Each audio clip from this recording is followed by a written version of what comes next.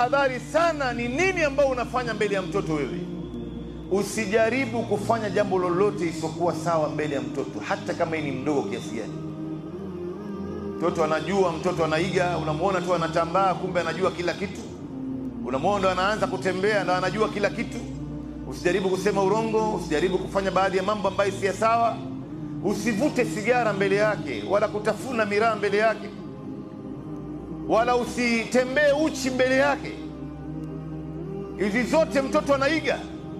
Si wewe leo mtoto wa miaka 7 na kuvutia sigara, wewe unamwangalia tu. Mkanye, mueleze ubaya wa sigara ni kitu gani, kwa sababu ukimwachia sigara, itatoka sigara ataanza kuvuta bangi. Ikitoka bangi ataanza kutafuna miraa na mogokaa. Ikitoka miraa ataanza kutumia unga za kulevya, dawa za kulevya.